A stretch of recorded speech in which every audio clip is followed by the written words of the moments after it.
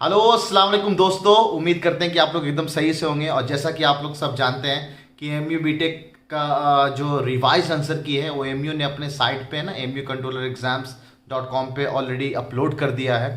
तो आज के वीडियो में हम लोग ये देखेंगे कि कौन कौन से ऐसे सवाल हैं जो कि अभी भी फिजिक्स, केमिस्ट्री और मैथ्स में क्लेम किए जा सकते हैं। क्या वो मैथ्स के आंसर सारे के सारे सवाल सही हुए हैं या अभी भी कुछ ऐसे सवाल हैं जो क्लेम किए जा सकते हैं। तो वीडियो को लास्ट तक बने रहे। और इस वीडियो में हम लोग ये भी जानेंगे कि क्या एक बंदा सारे के सारे सवाल 150 के 150 सवाल क्लेम कर सकता है, और अगर ये सवाल क्लेम होते हैं तो एक क्लेम होने के बाद क्या होता है इन सवालों के साथ। क्या वो सवाल डिलीट कर दिए जाते हैं, क्या उस सवाल को आंसर चेंज कर दिए जाते हैं, या क्या और भी कहीं एक से ज़्यादा ऑप्शन करेक्ट हो रहा है तो उन सवालों के साथ क्या होता है।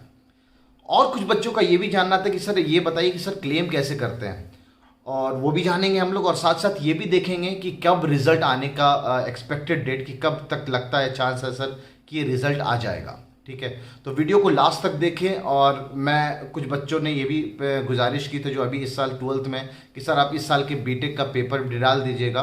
तो मैं वही ऑब्वियस से बात कोशिश करूंगा कि पूरा पेपर आपके सामने, मेरे पास सेट सी है तो सेट सी डालूंगा ताकि ए, बी और डी वाले जो है वो बड़े आराम से अपना मैच कर लें कि उनके हिसाब से कौन से सवाल को क्लेम करना है। ठीक है, तो वीडियो का अंत तक देखें। और शुरू करते हैं पहला आंसर की तरफ से, कि हमारा जो एमयू बूस्टर की जो टीम है, हम लोगों ने आंसर ऑलरेडी पहले बना दिया था। बनाने के बाद जैसे ही हम डिक्लेयर करने जा रहे थे तब तक एमयू का आंसर की आ गया और इतने सारे बवाल हो गए थे। चलिए शुरू करते हैं पहले उन आंसर कीज का जो एमयू ने डिक्लेयर किया है अपने हर सेट के लिए, सेट ए, बी, सी और डी के। उसके बाद हम लोग देखेंगे कि हमारी टीम की तरफ से क्या आंसर था और उन किन किन सवालों में हम क्लेम कर सकते हैं।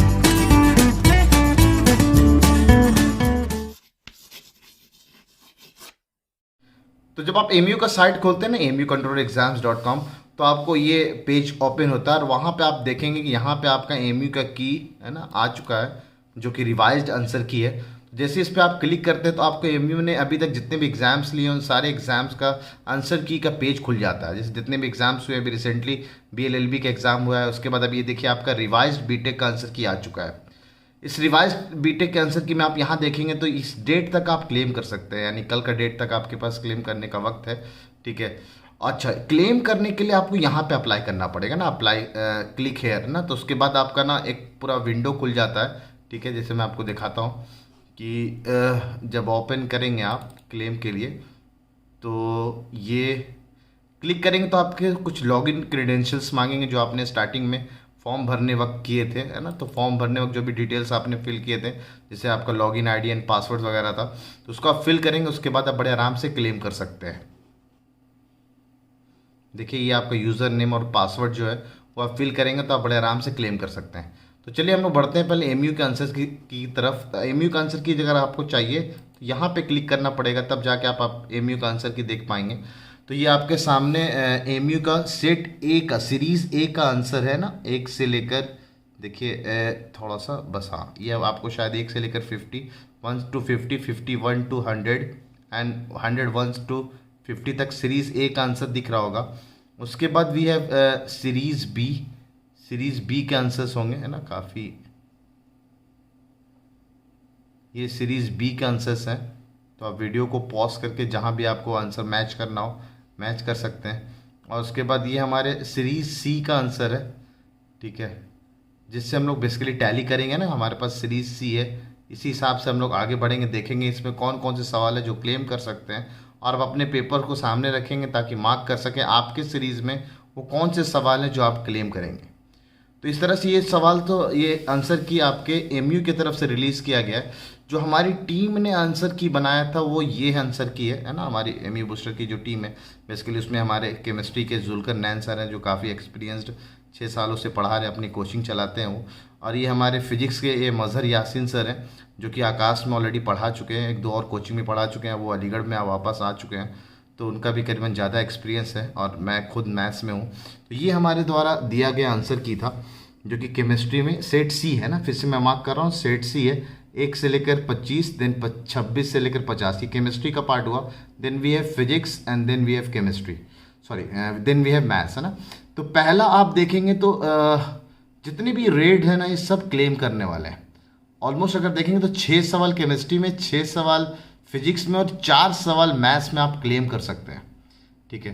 तो वीडियो थोड़ा लंबा जाने वाला है। अगर आप प्रूफ के साथ चाहते हैं कि हाँ भाई कौन कौन से सवाल क्लेम कर रहे हैं, उसके पीछे रीज़न क्या है, तो थोड़ा लेंदी जाएगा वीडियो, तो आप वीडियो के एंड तक रखें, बने रहें, तो मैं आपको वो चीज़ें एक्सप्लेन कर पाऊंगा जो मैंने आपको स्टार्टिंग में कहा था। तो चलिए सबसे पहले शुरू करते हैं। अच्छा हाँ, मैं आपको ऑलरेडी बता दूं, जहाँ जहाँ ये स्टार मार्क किया हुआ है बेसिकली वो सब सवाल में आंसर चेंज होंगे, और जहाँ पे ये डॉलर का साइन लगा हुआ है उसका सिंपल मतलब है कि वो सवाल डिलीट होंगे। तो कुछ सवाल एमयू डिलीट करता है। कौन से सवाल है जो एमयू डिलीट करता है और कौन से सवाल में एमयू आंसर चेंज करता है, ऑब्वियसली बात अभी जब हम डिस्कशन करेंगे तो ये बात हमें क्लियर होगी बहुत अच्छे से। और एक और बात, जो भी आप बच्चे बोल रहे थे ना सर हमें पेपर चाहिए, तो उनके लिए पूरा ये पेपर जो भी मैं डिस्कस करने वाला हूँ, डिस्कस में बेसिकली क्लेम वाले सवाल देखेंगे, साथ साथ हर वो आंसर की देखेंगे जो जो मैंने यहाँ पे मार्क कर रखा है। तो बढ़ते हैं सबसे पहले इंस्ट्रक्शन की तरफ। एक बहुत खास सवाल जो अक्सर मैंने अपने कमेंट्स में देखे हैं, जो बच्चे पूछते हैं कि सर क्या हमारे बीटेक के पेपर में निगेटिव मार्किंग है। तो इंस्ट्रक्शन में आप देखेंगे तो कहीं भी निगेटिव मार्किंग मेंशन नहीं है। ये same goes for MU 11th entrance. MU 11th entrance में भी ऐसा था कि कहीं भी पेपर में ये निगेटिव मार्किंग मेंशन नहीं था। तो मैं आपको पहले बता दूं, आप अगर हॉल टिकट डाउनलोड करेंगे, ये जो आपका एडमिट कार्ड है, तो उसमें आप देखेंगे कि आपके नीचे एक कॉलम आता है, उसमें एक बहुत अच्छे से पॉइंट में बोल्ड करके लिखा हुआ है कि इन इन एग्जामों में हमारे पास निगेटिव मार्किंग है -0.25 का। तो अगर वहाँ पे मेंशन ना हो, ये मैं पहले से ही बच्चों को अपने क्लासरूम में बोलता आता हूँ कि इंस्ट्रक्शन पे ऐसा नहीं लिखा रहता है, लेकिन आप कंसर्न रहें, आपके पेपर में निगेटिव मार्किंग होता है। ठीक है, तो ये एक जनरल इंस्ट्रक्शन है जो कि आप पहले से पढ़ के रहो। जो 12th वाले लोग हो पहले से पढ़ो, क्योंकि इंस्ट्रक्शंस यूजुअली चेंज नहीं होते हैं। तो चलिए बढ़ते हैं हम लोग ना केमिस्ट्री के सवाल की तरफ। ये हमारे केमिस्ट्री के सवाल शुरू हो गए। तो इसमें हम वो सवाल नहीं देखेंगे पहले जो ना जो बिना क्लेम को जो है वो एज इट इज़ सवाल ऐसे चलते जाएंगे आपको। तो मैं थोड़ा धीरे धीरे जा रहा हूँ ताकि आप लोग सवाल देखते रहें। उसके बाद हम वो सवाल देखेंगे जो क्लेम करने हैं। तो अभी तक फ़िलहाल तो कोई सवाल क्लेम वाले नहीं है ना। आप आगे इस तरह से वीडियो को पॉज करके अगर आपको देखना हो तो देख सकते हैं, वरना डिस्क्रिप्शन पे भी आपको पेपर मिल जाएगा। क्वेश्चन नंबर पहला जो क्लेम वाला सवाल है, दैट इज़ क्वेश्चन नंबर 13। इस सवाल में आपको एमयू ने जो आंसर दिया है वो बेसिकली आंसर बी दिया हुआ है, लेकिन हमारे हिसाब से इसमें एक भी आंसर पॉसिबल नहीं है, क्योंकि सर से हमने डिस्कस किया तो सर का कहना है कि सर इसमें सारे के सारे ऑप्शन ना आपको CO2 रिलीज़ करते हैं। तो ये बड़े आराम से आप ये लिख सकते हैं, बस ऑल रिलीजेस CO2, जिससे आपका ना एक थोड़ा सा एक्सप्लेनेशन देना होता है। तो आप बड़े आराम से इसको इस सवाल को, अच्छा अब यहाँ पे एक भी ऑप्शन पॉसिबल नहीं है तो डैम श्योर है ऐसे सवाल को डिलीट कर दिया जाता है। अब जो सवाल डिलीट होता है वो सबके लिए हटा दिया जाता है, मतलब ये सवाल को काउंट नहीं किया जाएगा। तो अब आप ऐसा समझे कि आपने 150 सवाल में से 149 सवाल पे ही आपकी मार्किंग होगी। लेकिन अभी और भी सवाल है जो देखते हैं क्या डिलीट होगा या क्या होगा, उसके बारे में हम आगे बढ़ते हैं। बढ़ते हैं क्वेश्चन नंबर 14, 15 है ना, 16, 17 एंड सो ऑन, ऐसे चलते जा रहे हैं हम लोग। तो ये केमिस्ट्री के पेपर आपको सामने में दिख रहा है, सब अभी भी केमिस्ट्री चल रहा है। मेरे ख्याल से ये ऑर्गेनिक केमिस्ट्री के सवाल है। ठीक है, ऑर्गेनिक केमिस्ट्री। अब बढ़ते हैं हम लोग क्वेश्चन नंबर 23 में ना। क्वेश्चन नंबर 23 में जहाँ तक कि मैंने सर से बात किया तो सर का कहना यही था कि सर यहाँ पे ना कैलकुलेशन एरर है। ठीक है, कैलकुलेशन एंड एमयू ने जो इसका आंसर दिया है, ठीक है, that is C, sorry my mistake, यहाँ पे ए लिखा हुआ है, यहाँ पे सी होना चाहिए। एमयू ने आंसर इसका सी दिया है, लेकिन बार बार कैलकुलेशन करने के बाद आंसर इसका ए आ रहा है। तो इसको मार्क कर लीजिएगा आप लोग एक बार, है ना। अच्छा, तो आप लिखने का ना आपके हिसाब से आंसर क्या आ रहा है। देन उसके बाद क्वेश्चन नंबर 25 में, ठीक है, ये एकदम क्लियर है, बड़े आराम से आप देख सकते हैं। इसका आप विकिपीडिया पे भी सर्च मारेंगे तो आपको यही दिखेगा। एमयू ने आंसर इसका सी दिया है, जिसको आप बड़े आराम से क्लेम कर सकते हैं। इसका करेक्ट आंसर डी है, क्योंकि सॉलिडिफिकेशन एक ना एक्सोथर्मिक प्रोसेस है, तो वो उसमें ना आपको जो एंथैल्पी होगा वो निगेटिव होगा ना, that's why the answer should be negative. MU ने सी दिया ताकि पॉजिटिव दिया, जो कि गलत है ना। तो ये सवाल का आंसर चेंज होगा ना, तो ये आंसर चेंज होगा, जो एक करेक्ट आंसर है ना वो आपको एमयू डिक्लेयर करेगी ना। तो अभी जैसे ये सब सारे क्लेम हो जाएंगे तो एक मीटिंग होती है, उस मीटिंग में पूरी कोर टीम बैठती है और उसमें जो जो क्लेम वाले सवाल होते हैं उन सब सवालों को मार्क किया जाता है, देखा जाता है और जज किया जाता है कि सच में वो क्लेमेबल सवाल के आंसर सही होंगे या नहीं होंगे, या क्या उनको डिलीट किया जाएगा। ठीक है, तो उसके बाद कुछ दिनों बाद, जैसे 1-2 दिनों बाद कमेटी बैठेगी, तो उसके 2-3 दिन बाद आपको एक फाइनल में भी पूरा आंसर की नहीं दोस्त, सिर्फ वही आंसर की अपलोड होंगे। जैसे सेक्शन सेट सी में ये इन सवालों के आंसर चेंज हुए हैं या ये इन सवालों को डिलीट किया गया है। ठीक है, तो आप पूरा आंसर की फिर से अपलोड नहीं होता है, बेसिकली जो जो सवाल के आंसर्स चेंज होते हैं वही आपके सामने अपलोड किए जाते हैं।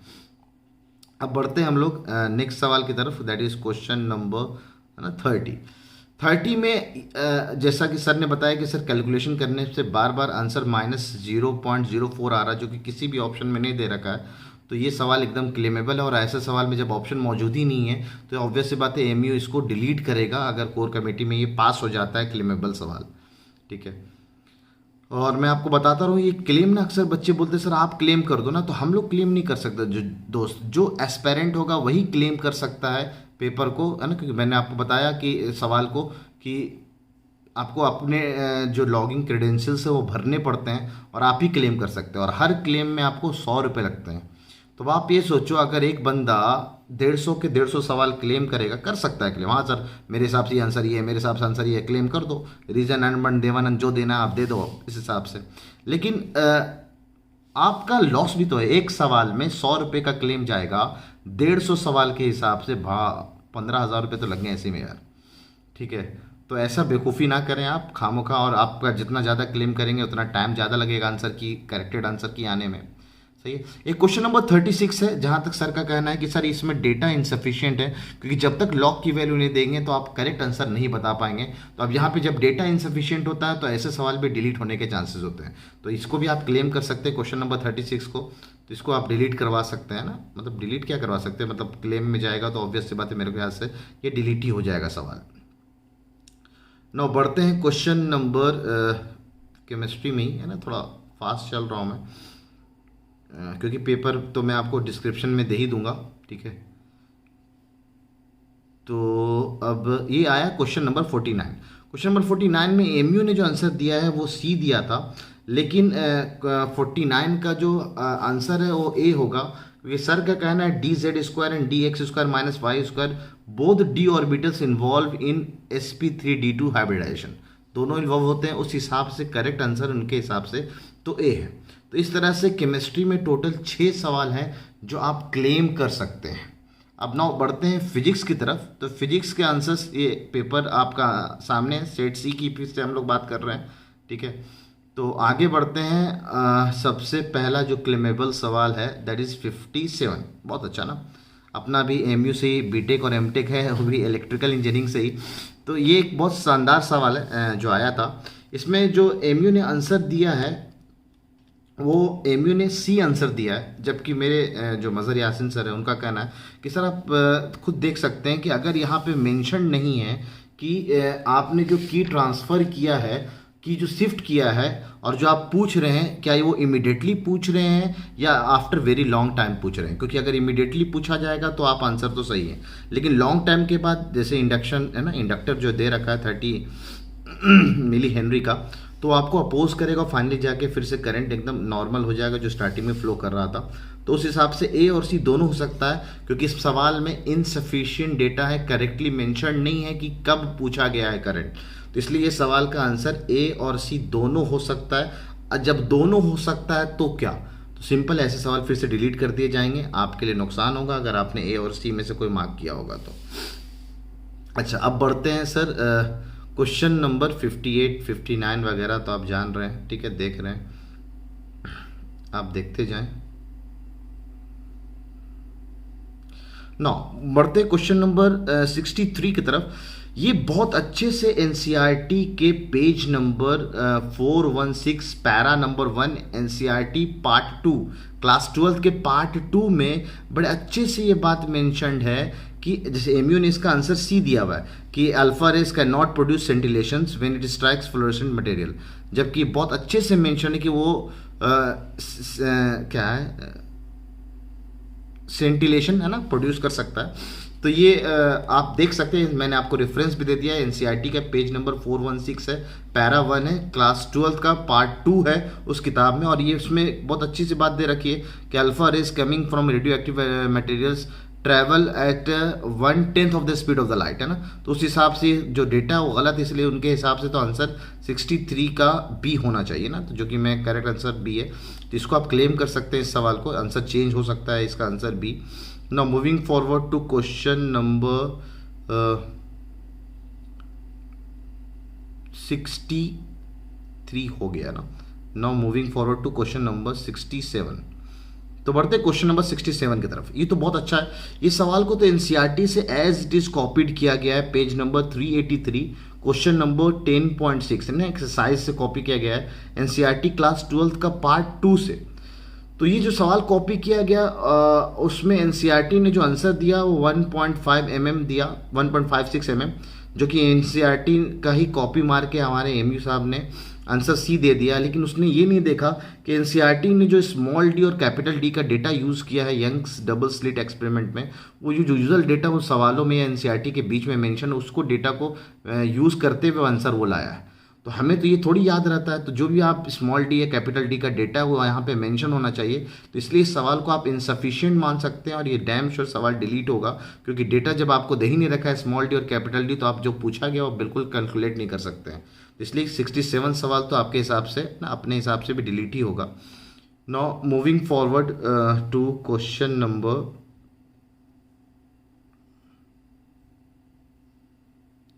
थोड़ा जल्दी जल्दी बढ़ रहा हूँ है ना, वीडियो काफ़ी लंबा हो रहा है, ठीक है। क्वेश्चन नंबर 89, क्वेश्चन नंबर 89 एक बहुत अच्छा थ्योरेटिकल सवाल था। इस थ्योरेटिकल सवाल का मैं एक रेफरेंस दे रहा हूँ ना, क्वेश्चन नंबर 89। बढ़ रहे हैं अभी हम लोग 89 की तरफ।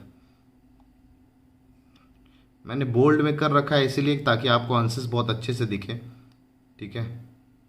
और मैंने स्टार्टिंग के पेज में दे रखा है आंसर्स आपको।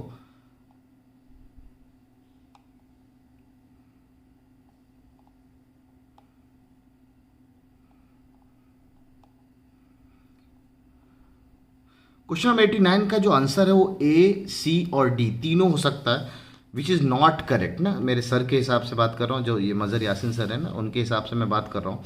तो उनका कहना है बिल्कुल आप एनसीईआरटी का पेज 175 क्लास 11 पार्ट 1 में जाके देखेंगे तो ये बहुत सारी चीज़ें यहाँ वहाँ पे मेंशन्ड है ना। तो इसमें ए, सी, डी तीनों हो सकता है। जब तीनों हो सकता है तो ऑब्वियस सी बात है दोस्त, जैसे मैंने बताया है ऐसे सवाल डिलीट कर दिए जाते हैं जब एक से ज़्यादा ऑप्शन आपके सामने आ जाता है, ठीक है। तो ये देख लेंगे आप अपने हिसाब से है ना। Now moving forward to question number 99 and 100। ये दो और सवाल हैं जो कि फिजिक्स में ना क्लेम किए जा सकते हैं ना, 99 और 100।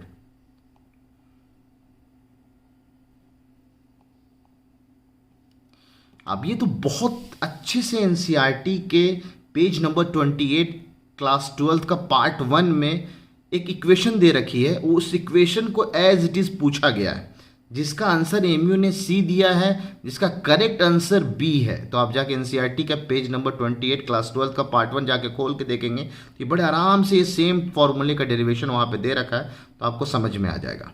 और बढ़ते हैं नेक्स्ट क्वेश्चन की तरफ, दैट इज 100।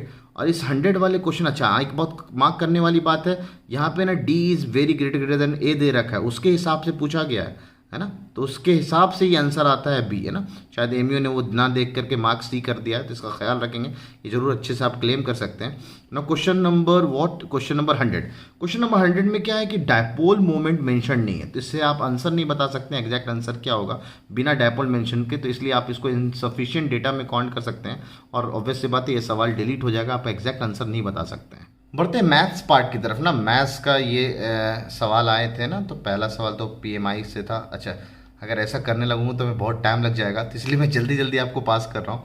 क्लासरूम में आएंगे तो बहुत अच्छे से सब डिस्कस होता है ना चीज़ें, तो उस वक्त मज़ा आता है। तो ये सब सवाल हैं जो कि एकदम एमयू ने अच्छा दिया था। आप बहुत डर गए थे जब इसके आंसर्स बहुत गलत आए थे, क्योंकि बच्चों वाले सवाल भी एमयू ने आंसर किया था, गलत कर रखा था, तो बच्चे वही क्लेम कर रहे थे। एमयू यूजुअली ना 2017 का पेपर अगर ना देखें आप तो पेपर यूजुअली टफ ही देते हैं और लेंदी देते हैं मैथ्स का ना। तो इसमें मैं बच्चों को अक्सर बोलता हूँ कि आप ना जिस कहते हैं चुन चुन कर मारना, तो एकदम चुन चुन करके आपको मैथ्स के सवाल करके आने चाहिए। परफेक्टली 1 घंटा दो इसको, और मैथ्स में 20 से 25 सवाल बड़े आराम से चुन चुन करके आप मार के आ सकते थे, यानी करके आ सकते थे इसमें। तो वही है आपको बिल्कुल, क्योंकि आपका सिलेक्शन तो आपके फिजिक्स और केमिस्ट्री से हो जाएगा दोस्त। आपकी रैंक जो इम्प्रूव करता है वो आपका मैथ्स पार्ट इम्प्रूव करता है। तो इसलिए आप बहुत अच्छे से अगर सिलेक्ट होना है तो बस एनसीईआरटी का फिजिक्स केमिस्ट्री पढ़ के जाओ बहुत तगड़े तरह से, तो मोस्टली सवाल बन जाएंगे। और मैथ्स में गिन गिन के चुन चुन के एकदम मार के आना है, करके आना है, तो बड़े आराम से आपका सिलेक्शन हो जाएगा और बहुत अच्छे रैंक से इंशाल्लाह हो जाएगा। इस सब के बारे में बहुत अच्छे से हम बात करेंगे एक सेपरेट वीडियो में ना, जहाँ पे बताऊंगा कि एमयू बीटेक की तैयारी कैसे कर सकते हैं हम लोग। चलिए बढ़ते हैं क्वेश्चन नंबर 122 की तरफ। ये सवाल जो है ना कैलकुलस का है, बेसिकली डिफरेंशिएबिलिटी पे बेस्ड है ये सवाल। कहता है कि भाई ये फंक्शन जो है वो कहाँ कहाँ पे डिफरेंशिएबल नहीं होगा। अब मैं इसका सॉल्यूशन दूं और एक्सप्लेन करूं तो काफ़ी टाइम लगेगा, तो मैंने इसके लिए सॉल्यूशन पहले से तैयार कर रखा है। तो मैं आपको दिखाता हूं, ये सॉल्यूशन है इस सवाल का, जो कि एमयू ने जो आंसर दिया है सिर्फ बी दिया है, लेकिन मेरे हिसाब से बी एंड डी दोनों होगा। और इसका एक्सप्लेनेशन सिंपल है, जब आप मॉडुलस का पार्ट पढ़े होंगे तो बहुत आराम से जानते हैं, जब मॉड जहाँ पे आ रहा है वहाँ पे वो नॉट डिफरेंशिएबल होता है। तो इस हिसाब से एक तो मॉड x माइनस 3 पे नॉट डिफरेंशिएबल यानी x इक्वल्स टू 3 पे नॉट डिफरेंशिएबल होगा, और दूसरे तरफ से साइन ऑफ मॉड x दे रखा है, तो mod sine of mod x का ग्राफ ये है जो कि 0 पे नॉट डिफरेंशिएबल है। तो दो ऐसे पॉइंट है जहाँ पे ये पूरा फंक्शन नॉट डिफरेंशिएबल है, जो कि 0 एंड 3 है ना। तो ये एक सवाल 122 जो कि आप क्लेम कर सकते हैं, है ना। अब बढ़ते हैं नेक्स्ट सवाल की तरफ, दैट इज क्वेश्चन नंबर, है ना। ये भी आसान है, देखिए ये सवाल तो टफ है वैसे, अगर ट्रिक से करेंगे तो बहुत जल्दी बना सकते हैं हम लोग, है ना। तो है चीज़ें, आप थोड़ा बहुत ट्रिक जाने तो कैलकुलेटिव चीज़ें को बहुत जल्दी बना के आ सकते हैं। ये भी अच्छा सवाल है ना। Coordinate geometry then next we have on question number 135। Okay चलिए पहुंचने वाले 135 की तरफ। Question number 135। ओके ये तो बहुत आसान सवाल था यार, आसान इन द सेंस आप बड़े आराम से देखिए, एक लाइन दे रखा है आपको, है ना। उस लाइन को वो एक कर्व को कट कर रहा है और z इक्वल्स टू 0 को, तो z इक्वल्स टू 0 को जब कट कर रहा है तो सिंपल है, जब कट कर रहा है तो z इक्वल्स टू हम 0 पटक सकते हैं इक्वेशन में, है ना। मैं आपको दिखा रहा हूँ कि इसमें एक भी आंसर पॉसिबल नहीं था, तो ऐसे सवाल डिलीट कर दिए जाएंगे ना। Question number 135, correct answer is c equals to -76, answer given by MU is B, जो कि गलत है। लाइन की क्वेश्चन दे रखा है, z को 0 पटका, वहां से x और y की वैल्यू निकाला। अब x और y की वैल्यू जो भी होगा वो गिवन इक्वेशन को सेटिस्फाई करेगा, पटक दिया, वहां से सॉल्व किया तो c की वैल्यू -76 आई। तो बहुत सिंपल सा सॉल्यूशन, तो बड़े आराम से हम कह सकते हैं कि ये सवाल तो डिलीट होना है पक्का, ठीक है। आप एक बार देख लेंगे, है ना। 136, 137, 138। ओके ये भी मैंने काफ़ी बार सॉल्व किया, पता नहीं एमयू ने इसमें क्या गलती ऐसा कर रखा है ना। इसका करेक्ट आंसर 2 आ रहा है। एक बार आपको मैं सॉल्यूशन दिखाता हूँ ना, सॉल्यूशन थोड़ा हल्का सा लेंदी है। देखेंगे आपके ए और बी जो भी दे रखे हैं वो एक यूनिट वेक्टर दे रखा है, और खास ऐसे यूनिट वेक्टर है जिसका डॉट प्रोडक्ट ना 0 आ रहा है। तो फिर हम लोगों ने ए क्रॉस बी क्रॉस सी का जो फॉर्मूला चलाया, ये ना ए क्रॉस बी क्रॉस सी, तो उसमें 2 बार अप्लाई किया, उसके करने के बाद इस तरह से फर्दर सिंप्लीफाई किया, तो जाके बाद में वो ए डॉट बी 0 हो जा रहा है ना फिर से। तो फाइनल आंसर है 1 का स्क्वायर प्लस 1 का स्क्वायर, वो 2 आ रहा है, ठीक है। तो पता नहीं एमयू ने इसका आंसर डी कैसे दिया हुआ है। बहरहाल आप क्लेम कर सकते हैं इस सवाल को ना। क्वेश्चन नंबर 139, अच्छा है एपी का सवाल, ये पता है जानने वाली बात, ये एमयू के 11th इंटरेस्ट में इस बार सवाल आ चुका है 2016 या 17 में। ये एक थ्योरेटिकल सवाल था, बड़ा अच्छा एनसीईआरटी से उठाया गया था। एक प्रोबेबिलिटी का सवाल, ये बड़ा शानदार सवाल था 142। ये कंपोनेंट एनसीईआरटी का सवाल, एनसीईआरटी सीखे होते तो बड़े आराम से कर सकते, ये बड़े ट्रिक से कर सकते हैं इस सवाल को आप, है ना। मैं काफ़ी टाइम ले रहा हूँ आप लोग का, कोई नहीं। 146 की तरफ बढ़ते, ये भी एक सवाल है जिसका एमयू ने आंसर जो दे रखा था वो आपको बी दिया है, लेकिन मेरे हिसाब से इसका आंसर डी होना चाहिए, है ना। उसका भी मैं एक सॉल्यूशन आपको दिखा देता हूँ। देखिए ये है करेक्ट आंसर इसका डी, एमयू ने बी दिया हुआ है, तो बड़े आराम से अब दिख रहा होगा। एल की वैल्यू हमने ला के यहाँ पे पटक दिया, वहाँ पे एक इक्वेशन भी ना, वहाँ से हमने एन और एम निकाल लिया। अब 2 पॉसिबिलिटी थी, आइदर एन 0 होगा या एन माइनस एम के बराबर होगा, तो उससे हमने दोनों डायरेक्शन को साइंस निकाल ली। अब जब डायरेक्शन को साइंस पता है तो उसके बीच का एंगल निकालने का हमारे पास फॉर्मूला होता है, that is cos inverse of a1 a2 plus b1 b2 plus c1 c2 upon under root a square plus b square a1 square plus b1 square plus c1 square, है ना। तो वही solve करने के बाद हमारे हिसाब से cos inverse 1/2 that is π/3 D answer आ रहा है। आप फिर भी एक बार क्लेम करके देखें कि इसका आंसर एमयू चेंज करता है कि नहीं, तो दिस इज क्वेश्चन नंबर 146, और उसके बाद जितने भी सवाल थे अल्हम्दुलिल्लाह वो सही थे। तो इस तरह से हम लोगों ने एमयू के द्वारा जो रिलीज्ड आंसर की और हमारे द्वारा बनाया गया आंसर की में जो जो क्लेम करने वाले सवाल थे वो मैंने आपको बता दिया, और कुछ जनरल सवाल था जो बच्चे पूछ रहे थे ना, उसका जवाब मैं दे दूँ कि सर रिजल्ट जो एक्सपेक्टेड डेट है कब तक रिजल्ट आएगा ना। तो आप बहुत अच्छे जान रहे हैं ना, सवाल पहले क्लेम में जाएगा, क्लेम है ना, जो लास्ट डेट है 6 तारीख, 6 तारीख के बाद क्लेम हुआ, मीटिंग बैठेगी, मीटिंग बैठने के बाद वो पूरी कमेटी डिसाइड करेगी जो जो सवाल क्लेम में आए हैं उसका करेक्ट आंसर क्या होगा या किन किन सवालों को डिलीट करना है। तो उसके बाद एक सेपरेट आंसर किया जाएगा जिसमें वही सवाल के आंसर दिए जाएंगे जो चेंज हुए हैं या जो सवाल डिलीट हुए हैं। उसके बाद फिर आपका 10 से 15 दिन का प्रोसीजर है, जो OMR से आराम से सब चीज़ें चेक होती हैं। उसके बाद आपका रिजल्ट डिक्लेयर होता है। अब रिजल्ट डिक्लेयर होगा तो उस दिन तो हम अलग से मिलेंगे आपसे। उससे पहले एक बहुत जनरल सवाल जो अक्सर बच्चों के दिमाग में होता है, सर हमारे OMR भरने में ना ये गलती हो गई, ये गलती हो गई। इसके वजह से आपका MU का एक बहुत अच्छी बात मान सकते हैं। इस वजह से MU ने, वैसे IITs में ऐसा नहीं होता है कि आपने अगर OMR में गलती कर दिया तो हो गया फिर, है ना, मतलब आप गए, मतलब आपका रिजल्ट डिक्लेयर नहीं होगा। यहाँ पे ऐसा नहीं होता है। यहाँ पे एक बहुत अच्छा होता है कि अगर आपके कोई पार्ट में OMR में गलती हो गई है तो वो OMR, जैसे आपका मशीन में चेक होता है चीज़ें ना, तो मशीन में जैसे गया और OMR को रीड करने में मशीन को दिक्कत आई तो OMR रीड नहीं होता है, उसमें कोई ना कोई फॉल्ट बता देता है, तो फिर उसको मैनुअली चेक करते हैं। ठीक है, तो ये बड़ी खास बात है कि आपका अगर OMR में कोई गलती भी हुई होगी तो आपका AMU ना उनको पर्सनली मैनुअली चेक करता है। तो आप खुद सोच लो, 8,000 लोगों ने एग्ज़ाम दिया है, अगर उसमें से 400-500 बच्चे भी कुछ ना कुछ एरर कर दिए हैं डिटेल्स को भरने में, तो वो मैनुअली चेक होगा, तो इसमें टाइम लग जाता है दोस्त, है ना। तो इसलिए आप घबराएं नहीं। बहुत अच्छा है कि आपका अगर मार्क्स, कोई बहुत बच्चे ऐसे भी हैं जिनके मार्क्स 70 आ रहे हैं और उन्होंने कोई गलती कर दिया है, तो आपके लिए एक बहुत अच्छा गुड न्यूज़ है कि आप घबराएं नहीं, है ना। आपका OMR अल्हम्दुलिल्लाह चेक होके आएगा, है ना। तो इस तरह से हम लोगों ने अपना पूरा क्लेम वाला पार्ट डिस्कस कर लिया है। आप, हाँ, एक और बात कि सर क्लेम, अगर एक बंदा 16 सवाल खुद से क्लेम करेगा, नहीं बहुत आपका पैसा बचाना चाह रहा हूँ, और बेसिकली कुछ नहीं, और थोड़ा बहुत चालाकी भी दिखाना चाह रहा हूँ मैं आपको। अगर आप जो डिलीट वाले सवाल हैं, पहला चीज़, अगर डिलीट हो रहा है वो सवाल, अब वो सवाल क्लेम ही मत करो, ठीक है, और आपका आंसर सही है कि हाँ भाई जो मैं मार के आया हूँ मेरा आंसर सही है, तो अच्छा है ना, बढ़िया, आपके मार्क्स मिल जाएंगे। तो पहला तो ये है, जो सवाल डिलीट हो रहा है उसको तो क्लेम ही मत करो, ठीक है, ये आपके फ़ायदे की बात कर रहा हूँ, है ना। और दूसरा, हर बंदा 16 सवाल क्लेम ना करे, क्योंकि एक बार उनके पास एक भी बंदा क्लेम कर दिया तो वो रीचेक करेंगे ही करेंगे, ठीक है। तो आप अपने दोस्तों से बात करो कि यार तुम 2 सवाल कर दो, तुम 2 सवाल कर दो, तुम 2 सवाल कर दो। इस तरह से आप, या एक सवाल, अपने फ्रेंड सर्किल आपके पास बहुत सारे हैं, है ना, या मेरे यूट्यूब चैनल से या अपने फ्रेंडशिप थोड़ा सा बढ़ा के आप क्लेम करवा लो अपने से। तो इस तरह से आप ना अपना पैसा भी बचा सकते हो और अपना वक्त भी बचा सकते हो ना, तो बढ़िया है। लिया है, आपको लगता होगा कि आज रात के मैं इतने बजे आपके लिए वीडियो बना रहा हूँ और मेरे को क्लेम वाली सब चीज़ें को बनाने में कितना टाइम लगा होगा, शायद ये एक्सपेक्ट नहीं करेंगे। 5-6 घंटे से ये मेहनत है, और भी दिन मैं उस दिन भी मेहनत करके आपको पूरा कलेक्ट कर रहा हूँ, टीचर से जाके मिल रहा हूँ। तो बस आपसे बस एक ही दरख्वास्त है ना, आप वीडियो को शेयर करें, लाइक करें, सब्सक्राइब करें और दुआओं में याद रखें। तब तक के लिए, है ना, अल्लाह हाफिज़।